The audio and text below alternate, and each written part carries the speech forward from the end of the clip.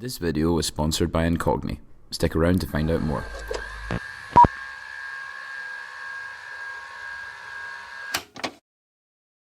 And we start today with that developing story. Investigators seizing computers from the Larkspur home of Chris "Birdman" Andersen. In 2011, his Colorado home was searched for nude pictures of a California teen. I said, listen, I'm 17. You're going to be in a lot of trouble if you do this stuff. Instead, their investigation took them here to a remote Manitoba reserve. The NBA basketball player was their prime suspect, and it wasn't at all. It was Shelley Chartier from Easterville, Manitoba. The fact that she was able to basically pull all these strings like a master puppeteer is nothing short of amazing. I'm Shelley. I'm Shelley Chartier.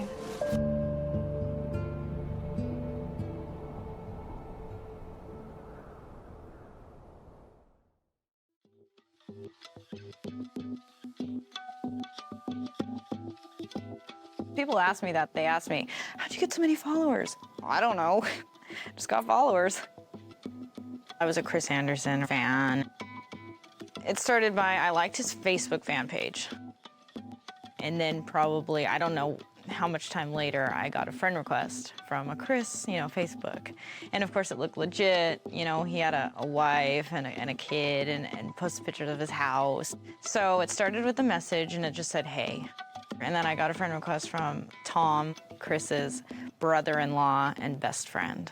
And that's the person I talked to a lot right at the beginning. During that, he would tell me, oh, well, Chris this, Chris that. Here's Chris' number, you should text him.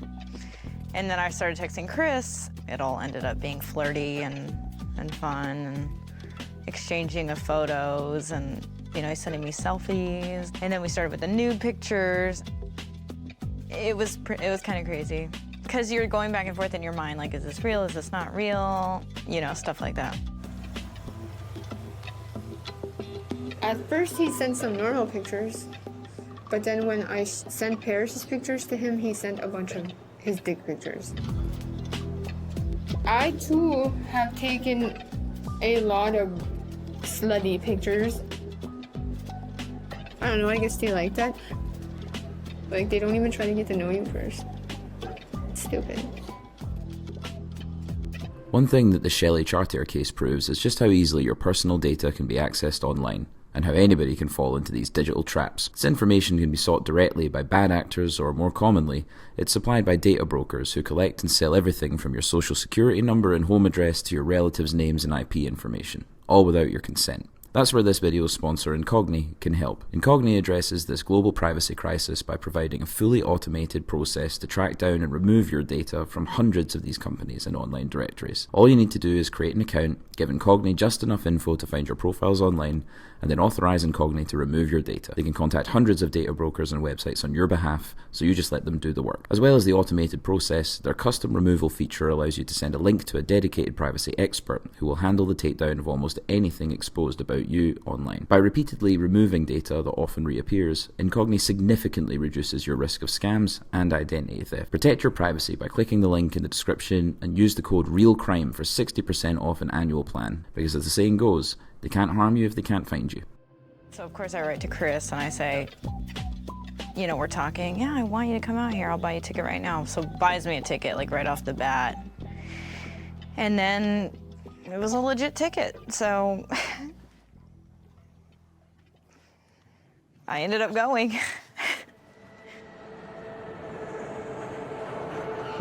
Me and Chris had a good time. It was fun, but there was moments when a lot of things we said to each other didn't add up. He was playing his Xbox, which he loved, Call of Duty. And I remember he said, oh, look, your sister must be online, because you know how you have friends and the accounts. I said, I don't have an Xbox, I don't have an account, and my sister doesn't even play this. And I remember it was just silent, and he went and deleted it as a friend, and we just never talked about it. There was just random money all over the house. It was like he was waiting for me to maybe go through it or steal some or something, because he would count it. And he'd smile to himself, I thought that was weird. It's weird. I got him laid, basically. All weekend, he got laid, and He texted me after he put her on a plane and said, "It was really cool meeting you, and we had a lot of fun, and you're a cool girl." And then I sent it to Paris, and she said, "Yeah, it was nice meeting you." So the weekend ended off fine, but then things started getting crazy because Chris and Tom's obsession with that Call of Duty game ended up bringing in another person who was a pro gamer. They wanted me to fly to Indiana to act like I was going to get game lessons, to steal the guy's game codes so they could hack into his stuff. And that was a big fight because I didn't want to do it, and it was a back and forth. I guess something snapped because that's when things started getting really mean. I told her, "Shut the fuck up." And we went back and forth at each other, and I threatened her in a text. I was getting, "I'm gonna send somebody down there, you whore. I'm gonna have you raped and killed and thrown on the side of the street." He was threatening to post my naked images online, which, of course, I think that's worse than even a death threat. I got all these horrible things, and I said, "Listen, I'm 17. You're gonna be in a lot of trouble if you do this stuff." And it specifically, go to this link, go to this forum, go there, go see what's on there, you know? And there's all my pictures, and my address, and my phone number, and my mom's number. All my stuff was on there, and that's when, I told my mom everything, and we called the cops. And this one cop comes over, and this is small town, like police coming over. And I remember we opened the door, and he said, "You just opened a big can of worms," and that's all he said. And I just thought, great, big thing's about to start. We were outside his Larkspur home this afternoon. A woman was inside but told us to go away. And we start today with that developing story. Investigators seizing computers from the Larkspur home of Chris "Birdman" Andersen. The Nuggets Center now at the center of an Internet crimes against children investigation. The Nuggets issued a statement saying Chris has been excused from all team-related activities indefinitely as he deals with this reported investigation. Kelly, a search warrant issued at Birdman's home, but no arrest. That's right, Mike. Enough probable cause to search and seize items from the home. But the reason there has been no arrest is because authorities now need to analyze those items. It's unclear how long that analysis may take. Investigators didn't find the IP address they were looking for. Instead, their investigation took them here to a remote Manitoba reserve. As soon as I saw the affidavit from Douglas County, I knew that the NBA basketball player was their prime suspect, and it wasn't at all. It was Shelley Chartier from Easterville, Manitoba. Shelley Chartier is accused of masterminding a complex online hoax from her mother's home in Easterville. The 29-year-old allegedly created a fake Chris Andersen Facebook account, romanced a 17-year-old girl in California, then set up a second fake account in her name to communicate to the real Andersen in Colorado, creating the illusion they were talking to each other to exchange nude photos, in a triangle of fake communication, all controlled from Manitoba. When the porn allegations surfaced, Andersen was booted from the Denver Nuggets. Now he's cleared and recently released a statement saying it's everybody's worst nightmare, but I just want to thank everyone that supported me and knew this was a lie from the beginning. One of the big questions that constantly comes up in this case is people say, wait a minute, didn't the basketball player still do something wrong here? Well, the actual sexual relations between the basketball player and Paris isn't a criminal offense. She was old enough by law to consent to having sex. However, the law is different when it comes to photographs. That is child pornography. Did he take the steps necessary in law to try and obtain what her age was? The answer is yes. Therefore, in law, he didn't do anything wrong.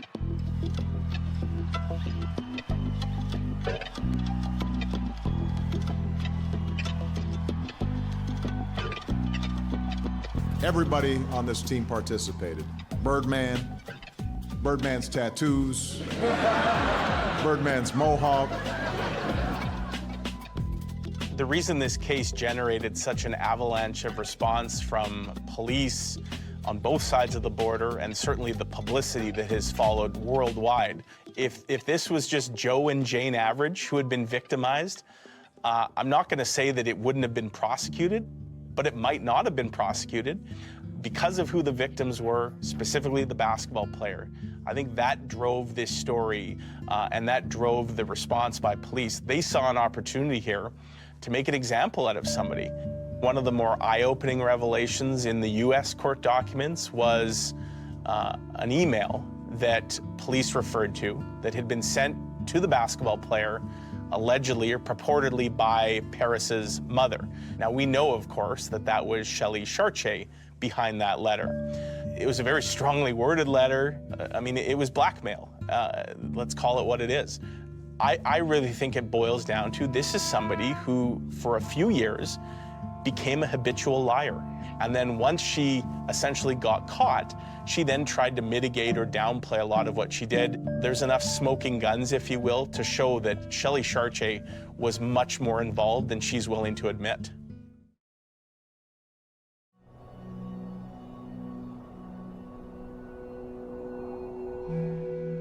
I almost thought it was a mistake at first. Like, this is where the suspect's from? That, you know, your initial thought is, do they even have the internet up there? They executed the search warrant. There was about 10 of us that came up from Winnipeg. Shelley was 28, and one of my colleagues commented, that can't be her because she looks like she's 14. A portrait began to emerge of a woman who had lived her life somehow, some way, in virtual isolation. And we made the arrest. She hadn't left her home in a number of years, so she was having a bit of a panic attack.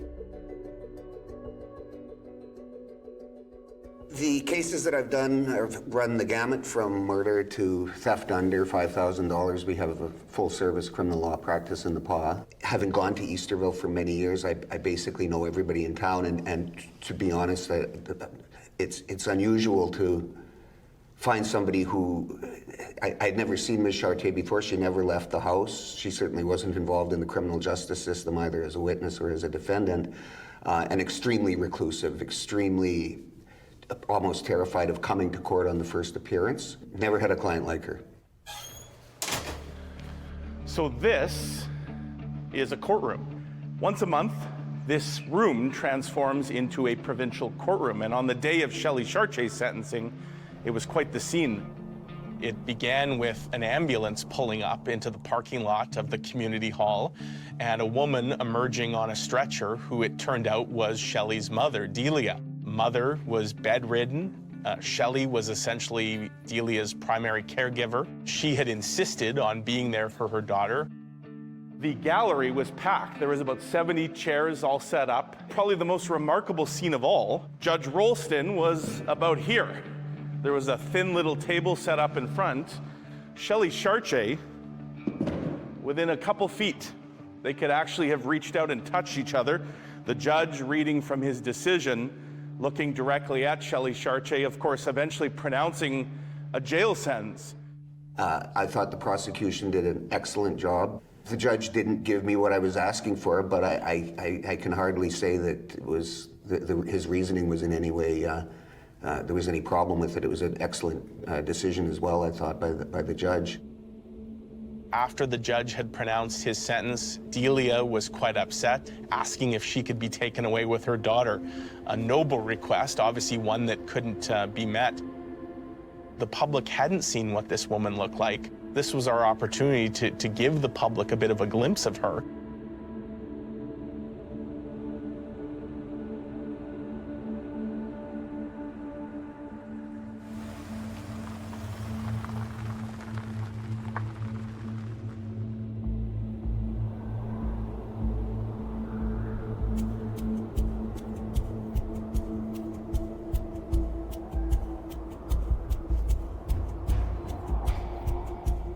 All of that didn't seem real. I thought my life was over. I don't know what I felt like. It felt like the worst level of helplessness you could feel. I think she is a crazy person. Well, I don't think she's ever going to stop the catfishing thing. I can't believe somebody would marry her. My name is Robert Marcoux, and I'm from Warren, Michigan, and I've been living in Yonkers, New York, and I moved out here to Easterville to live with my wife. I was with her in the long-distance relationship for about 2 years. Coming up here, I was really relieved and happy I was finally home, it felt, instantly. She's funny, she's cute, she's a great person that like wanted to build churches in Africa, and it made me feel like she is a good soul, like, and I just like that about her. And she taught me a lot, like how to love, I guess. Shelly Sharche always had a scheme in mind with what was going on. She tries to butter you up a little bit to start with. If things aren't going her way, it always went mean. I mean, here's a girl who had nothing going for her in terms of relationships, in terms of material acquisitions, in terms of excitement. And all of a sudden, this world opens up to her and it becomes addictive. And the internet's saying, there's more, Shelley, there's more. And it brings out in Shelley, you know, the dark side of humanity. We all have dark sides. And if you're pushed, and you're vulnerable, this is what happens. So the scope of this investigation was the largest investigation that I've been involved in to date. We had heard whispers of other potential victims out there. Numerous hockey players, other pro athletes, Playboy models, things like that. Shelly had made up a lot of online personas, social media personas. I don't know when Shelly Sharche actually slept. She was on some sort of device. It seemed to be constant. Shelly Sharche was a celebrity-obsessed, starstruck fanatic. She just enjoyed messing with people. People were sending her presents, gift cards, iTunes cards, cellular phones that sort of came to play. Shelly Sharche didn't ask for a lot, and I don't know why. She was forging my signature. She was pretending to be my mother and trying to get money. I had no idea about any of that. $3,000 was put into a PayPal account. The Canadian police and the Denver police came to me, and I remember it was in my parents' office, and they laid out this humongous graph, just spider webs of everybody, and then there's me and Chris, you know, in our thing, and there's Shelly right in the middle. The fact that she was able to basically pull all these strings like a master puppeteer and not trip herself up is nothing short of amazing. You would have almost thought she'd have to have maps and flowcharts up in her house just to keep track of which identity am I playing today, who am I to this person, who am I to that person. The emotional complexity. And if you really think about it here, you've got someone with grade 6, maybe grade 7 education that has largely shunned any other type of interactions outside of with her immediate or near immediate family, who is able to skillfully, emotionally connect with these individuals, meet their needs, have them believe that they're engaging in these really fulfilling relationships over years. That is not at all normal.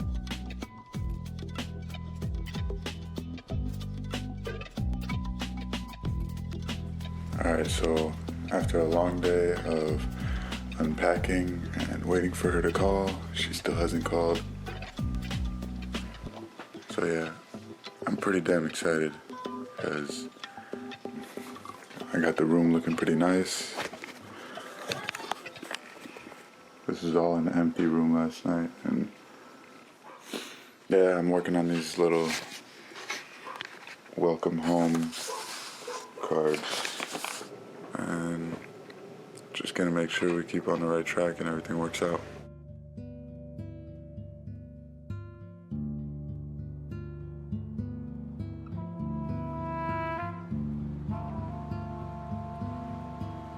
When I first seen the media's view on the story, I remember seeing the name Manitoba's Master Manipulator. I was like, whoa, that's over the top. She was always honest with me. I know that she jumped on it and it was her fault. She really wasn't aware of how wrong it was until it actually impacted her and showed her how wrong it was.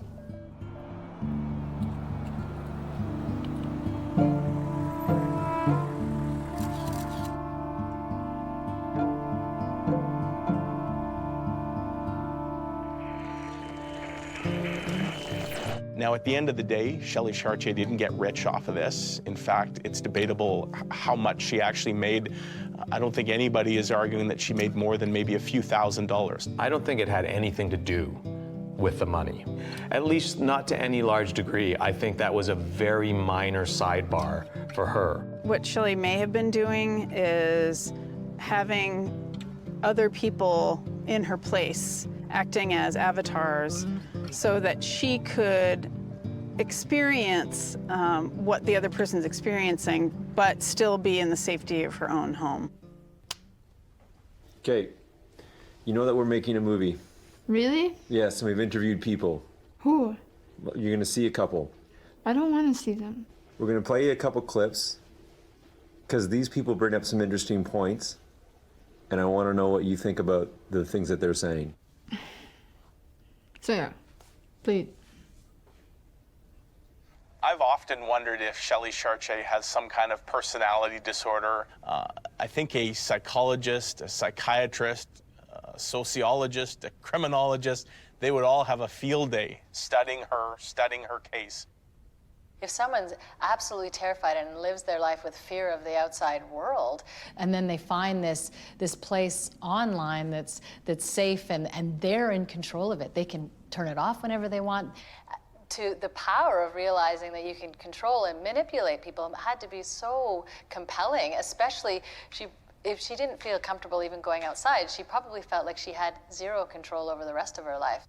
They might have low self-esteem. They might want to reach out to someone who could be a celebrity or someone that they've admired for a long time. They may feel neglected.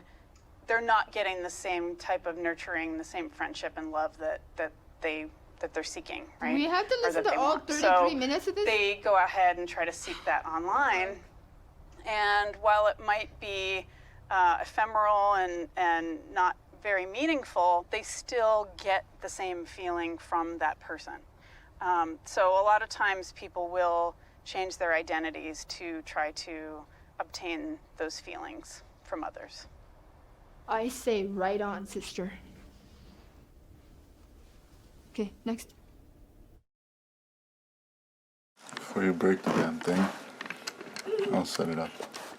I met Shelley on Call of Duty Black Ops 2 Search and Destroy lobby. I heard him talking, and I liked his voice because he has a deep voice. So I shanked him, because every time I do it, he would talk. I thought that that's pretty awesome to have a wife that can kick my ass in Call of Duty. I messaged him and got his Facebook and texted. She had like books as her cover photo, like a library. I was like, not everybody reads, so maybe she's different and I should look into that. I wanted to be like, more like there. We got so comfortable with each other that we were texting a lot. She would tell me like stuff like that she would dream about doing. How is that perfect? It's not even on me. And then one day, he just called me and we just talked like that, and it was every day. She says like she picked me up, and I say no, I picked you up with my voice. And he asked me, "Are you my girlfriend?" I said, "Yeah, I guess." So we were together ever since that day. He's just a really good person. Like, I told him, "You don't deserve me." No, I don't deserve you. You don't deserve me. Talked to MTV today. That's another pretty random thing. But it's what happened, I guess. I don't know. I feel like I don't because he's so good. And hearing all this bad stuff about myself starts to make me think I don't deserve anything. He's the one good thing in my life. I liked her a lot, loved her, love her still, and married her.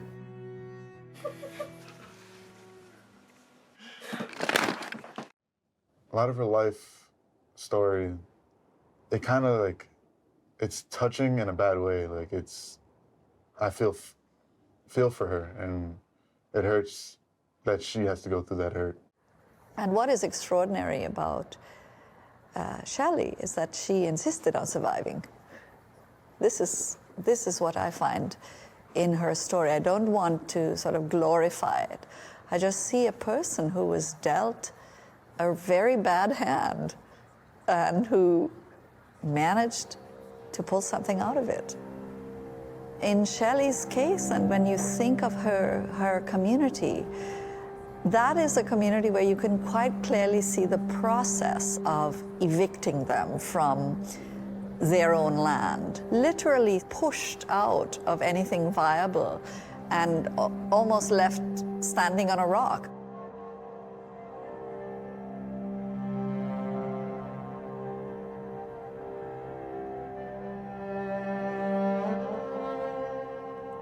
As Band Councillor William Captain has just told us, within the next 12 months, he and other members of this community of over 300 strong will move to a new settlement on the shores of the Grand Rapids Forebay, while the waters of the Saskatchewan River gradually cover their 80-year-old village.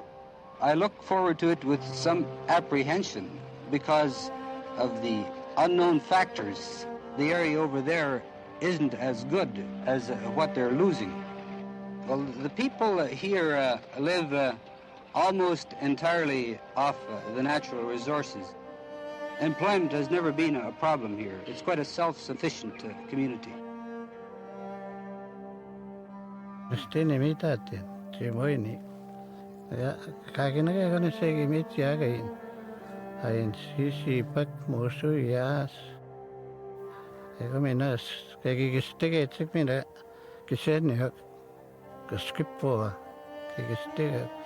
Staying me no anante gagia, giminente na. A good tomagaya, much I gigiste good, umutaga. Nape sigasini. Here at Easterville, the construction is right on schedule.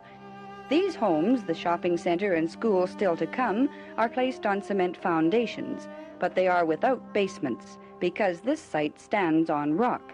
This, the construction foreman admits, has presented some problems. Well, I don't want to be an alarmist, Marilyn, but maybe we should go before the water begins to rise here. What do you think? Oh, Bill, I think that you've got a minute or two yet. At least a minute or two, huh?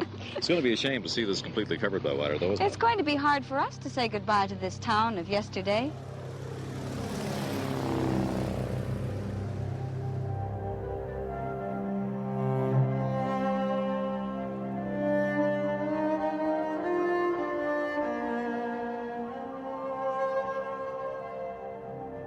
One minute, then I spit, umutaga.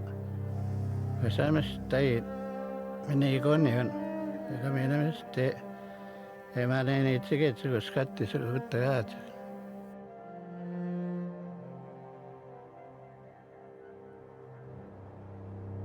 I think I was too overprotective of her because when she was going to school, she was bullied constantly. Repeatedly, coming home barefoot because kids took her shoes away. Yeah, so I took her out. I regret that. Both my grandmothers went to residential school. And they would talk about how they snuck out, jumped out the window trying to go home because they didn't feel like it was safe there. Getting punished for the stupidest thing, speaking your language. Or trying to talk to your brother. My grandpa, he was very mean when he wanted to be. But when he wasn't drunk, he was really nice. It made me hate alcohol because it turned my grandpa into someone he wasn't. Like, a really ugly person. I'm glad that she never experienced the drugs and alcohol and that. I had friends, a group of friends, and they all had boyfriends, and I didn't. They all smoked, and I didn't. And I didn't want to do that stuff. So I guess I don't know, I just didn't want to participate, and Because I didn't want to participate, they just left me alone.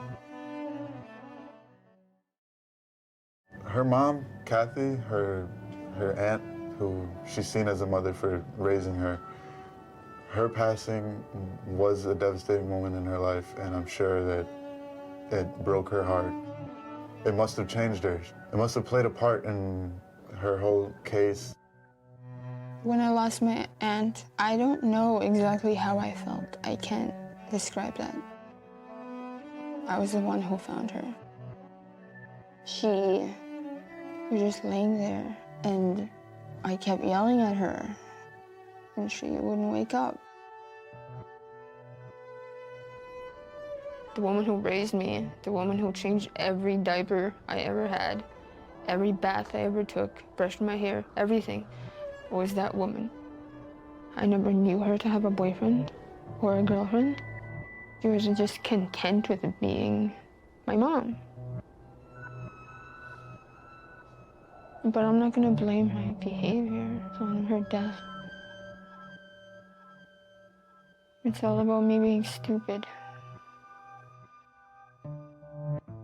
I just miss her, just everything about her.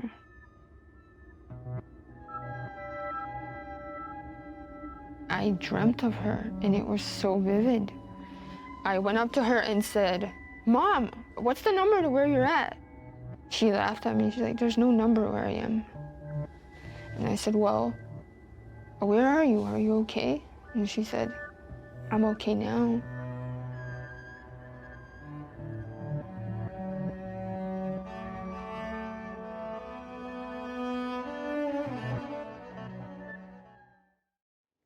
I got sentenced, and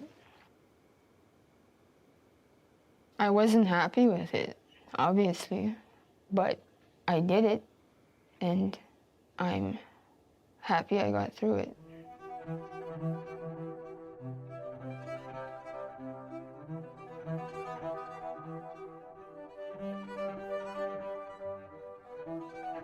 A Court of Appeal judge once described the sentencing process to me as a sausage factory. You know, it happens incredibly quickly, and if you don't stop to slow the process down, then it will just grind everyone up before it. And for Aboriginal people, they're very easy to grind up. It's not surprising that Shelley couldn't place her circumstances in the broader circumstances that affected her community.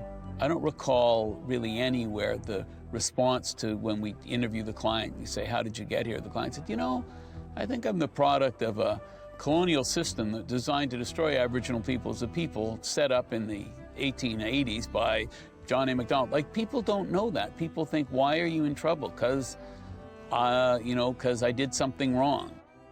I didn't even really know what a Gladue report was. Do you know what it is now? Yeah. What is it? It's basically a biography of your history, family. Why is that relevant? Because I believe I didn't have an easy life.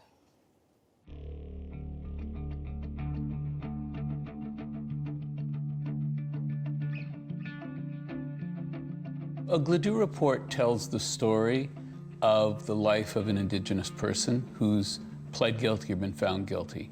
And the idea behind the reports is, if we tell the story of the person's life, the court can learn about who the person is, and they may see the offense in a different way because they see the person's life in a different way. When I read Shelley's pre-sentence report, I thought there was a story in there, but I didn't find that story. I had lots of questions. It wasn't a Gladue report. It is embarrassing how long Gladue has been with us and our inability to wrap our minds around it and follow the law. One of the saddest stories to tell in Canadian history is how the justice system has utterly failed our Indigenous brothers and sisters. Our experience has been that when judges and Crown attorneys and defense counsel get the information that they don't know they don't have, they actually react very differently. Their sentences are different, their approaches to sentencing are very different. You know, it's not that non-Indigenous offenders had great lives, but The realities of Aboriginal people, why Aboriginal people are involved in the criminal justice system, is intimately tied to government programs that were explicitly designed to deny and destroy Aboriginal people as a people. That's not paranoia, that's not some crazy document that's hidden away and no one's seen. That was express government policy for 100 years. And to the extent that it's changing now, that's a good thing. But 100 years does a lot of damage.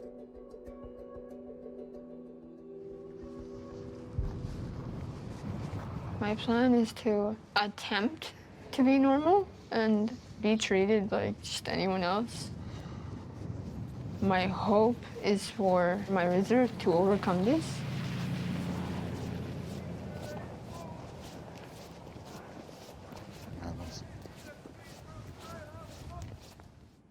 Starting to get cold. I don't like walking outside. The wind's blowing. I don't like it.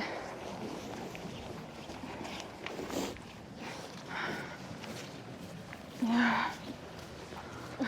Look at.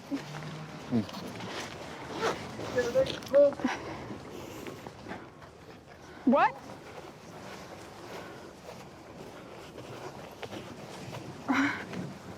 I hate this shit.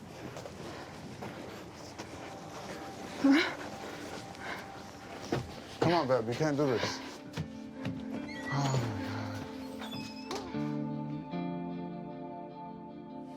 All I care about in this world is that my mom loves me and my husband thinks I'm cute. I don't care what anyone else thinks. She's my wife, and she's a great person, and I love her to death. And I hope that she's like seen in a brighter light than what was portrayed. Actually, maybe I do care. Maybe a little bit. What I'm really like is I'm scared of everything. I am a chicken shit, and I'm trying really hard to overcome that. But with Rob around, it's... What are you writing? like I can do anything while he's next to me. I feel safe with him. Yeah, ever since she's been back, she's been going out. Rob. What? Rob. Most important thing is I want to see her happy. She's sorry, and she just wants to move on with her husband. Oh, I applied for a job today. I hope I get it because I need to start making money. No one is just gonna hand me money. No one. We got an alphabet book of plans and figure out which one's going to be the best so we can prosper and live. He could stay in Canada. That's another thing. I really would like to stay in Canada so I can live with my wife. And Please let him stay. I promise to be good.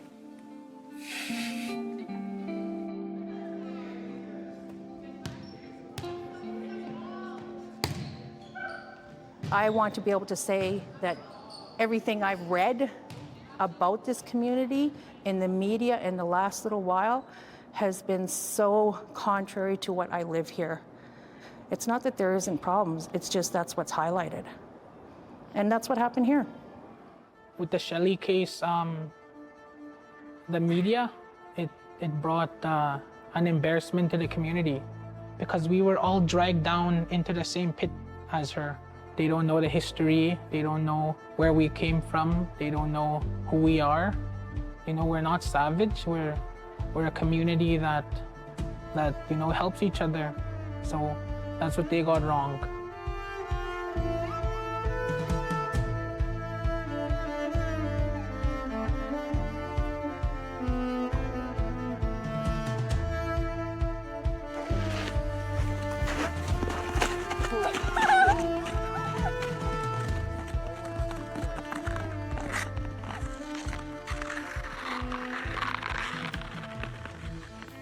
I guess I never really realized how big of a crime what I did. I just thought, oh, I just catfished that guy and that's all. But it wasn't. It was so much more than that. And that's what I wasn't getting at the time. I blamed everybody.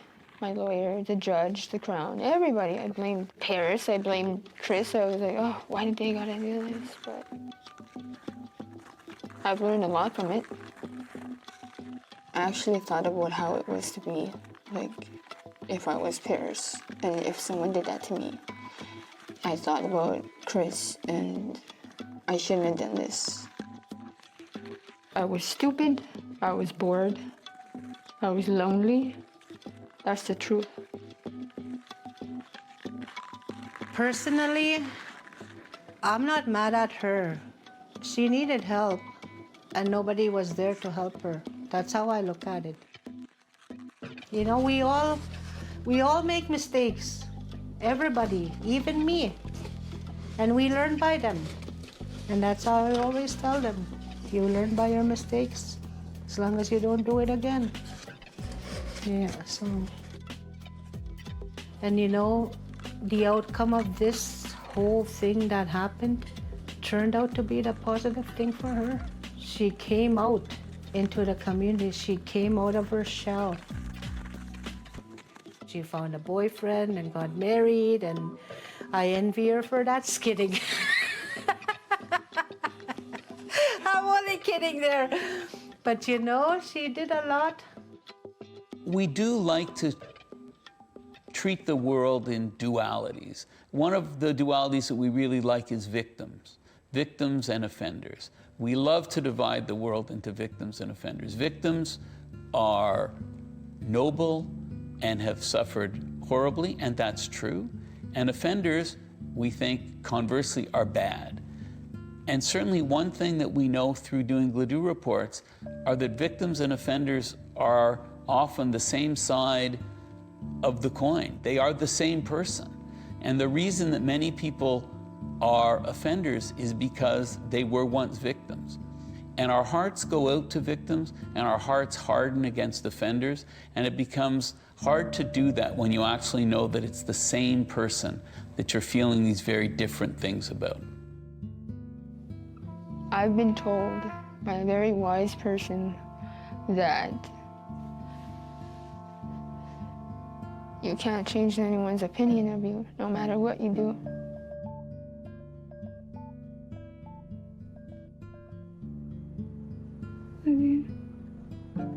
Today is a sad day because she's scared. She doesn't want me to go, and I don't want to go.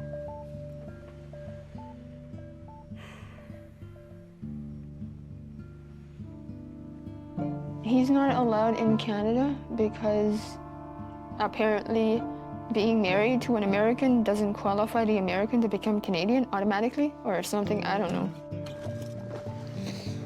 I have to sponsor him, but in order to do that, I need to get a job. And I can't get a job because I have a criminal record.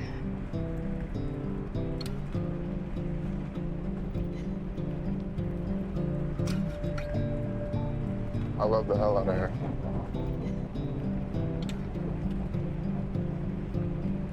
Can't wait to be back.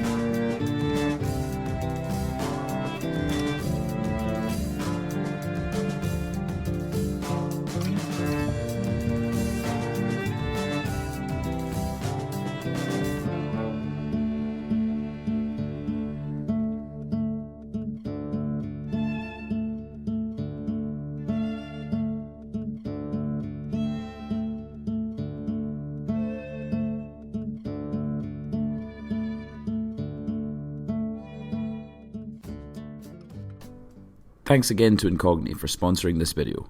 Click on the link in the description to protect your online privacy.